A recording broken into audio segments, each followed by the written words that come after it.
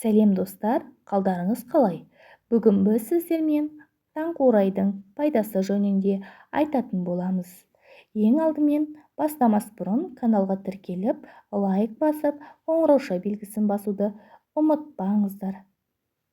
Таңқурайдың құрамында С дәрумені көп болғандықтан, термиялық өңдеуден кейін емдік қасиеттерін жоғалтпайды. Сондықтан оны суық тиюдің алдын алу үшін қолданатын жеміс түріне жатқызады. Таңқурайдың құрамында элак қышқылы бар.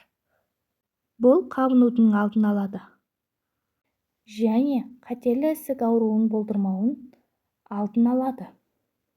Жидектің құрамында калий, магний бар. Таңқурайдың калория мөлшері айтарлықтай төмен, 46 каль. Оның салмақ жоғалту кезінде дене пішініне зиян келтірмей жеуге болады. Таңқурай жидегі екінші жылы пайда болады.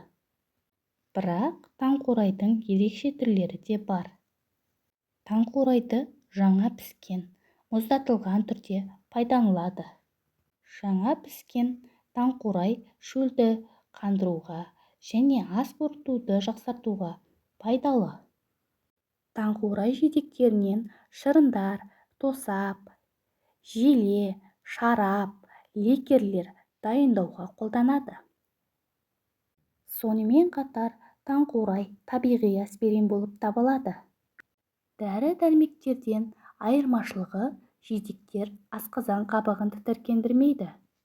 Достар, біздің каналымыз ұнаса, каналға лайк басып, қоңырауша белгісін басуды ұмытпаңыздар. Біз сіздермен алдағы уақытта қызықты әрі пайдалы ақпараттармен бөлісетін боламыз.